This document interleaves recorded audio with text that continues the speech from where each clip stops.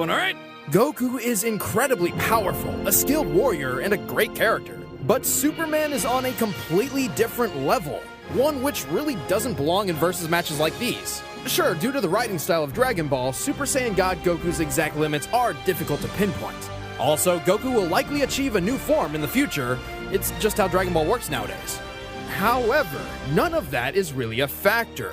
Goku will always have limits, while Superman's maximum potential is limitless. Don't believe us? Well, strap in, boys and girls. Let's look at how Superman breaks reality. One day, Superman was hanging out near Vega, the brightest star in the Lyra constellation. For the record, that's 25 light years from Earth, or 147 trillion miles. Naturally, a crisis occurred on Earth, so Superman's photographer buddy Jimmy activated his signal watch, calling for Superman's aid. And Superman arrived in a matter of minutes!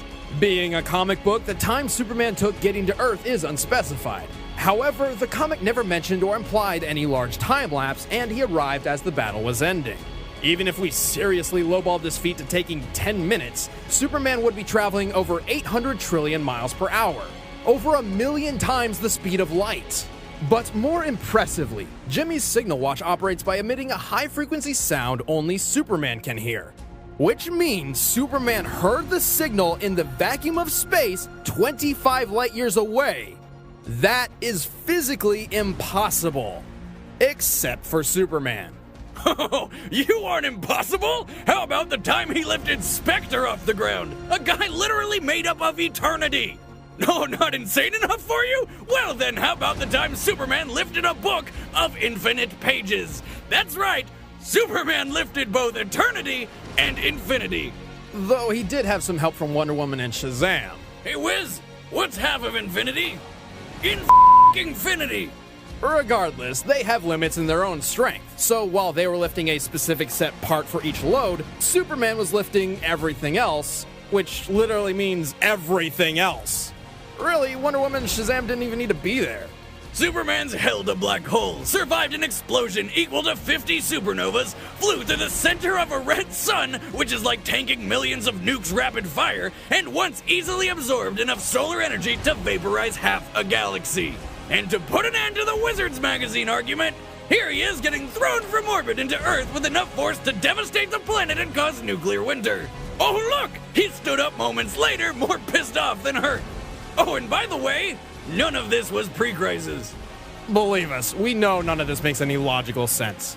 And hey, it's not our fault. These writers just keep making Superman the most impossibly OP guy ever. That's kind of what he's all about.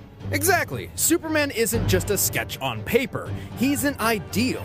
Superman and Goku are more than just characters. They inspire. They show us the best of what we can become. This is why people get so passionate about this debate. Goku's the epitome of a self-made man in spirit and personal goals. He inspires people to work hard to achieve dreams. To many, Goku is proof that there is no struggle that cannot be overcome. And the world of Dragon Ball fits this mold. Every obstacle Goku faces in Dragon Ball has a limit he can overtake. Even those called gods in his universe can be defeated and surpassed. And that is where Superman breaks this matchup. His world just doesn't fit the same mold. Superman is an all-powerful being who is only weak to alien radiation and supernatural magic. He is not meant to be relatable. He is not meant to lose. While Goku's story is one of a man trying to be the best warrior he can be, Superman's is the story of a god trying to live amongst men. It's not about if he loses a fight, but whether or not he's doing the right thing. That's why he stands for truth, justice, and freedom. That's why he doesn't wear a mask. That's why he's called the Superman. But hey, we know some of you out there have some questions, so let's knock them out of the park right now. Technically, if Goku could find a way to draw energy across multiverses, his Spirit Bomb could possibly achieve the kind of limitless power to match Superman. But not only would that take way too long to charge, providing Superman with plenty of time to kill him thousands of times over, the Spirit Bomb does not hurt anyone pure of heart, like Superman. Gohan, you have to bounce it back! If you don't have any evil in you, you'll be okay. Super Saiyan God Super Saiyan was about on par with Golden Frieza. When asked about Golden Frieza's power level at a panel, Frieza's voice actor said that since Frieza was a nice guy, it's probably 100 quintillion. Which is a pun, because power levels are nothing more than a big joke. Superman has been beaten in battle before, when he was still learning. Saying Superman should lose because he lost to Doomsday is the equivalent of saying Goku should lose because he was one shot by Raditz. We are looking at these characters at their maximum potential, not from some random point in their timelines. Goku may have divine ki now, but it's still ki, not magic. Ki may be spiritual in nature, but it's still a natural source of living energy even Superman possesses. In fact, Dragon Ball emphasizes a clear difference between ki and magic. And if Goku did destroy the sun or the planet, he can't survive in the vacuum of space. Superman can and could always just fly to another yellow sun, or even a blue one, which boosts his powers even faster. Ultimately, Goku versus Superman comes down to a difference of limits and purpose. What happens when you pit a man with the power to break any limits against a being with no limits in the first place? Well, only one has limits to give at all.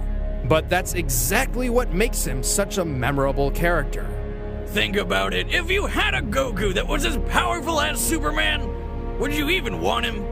The winner is Superman. Fucking Superman.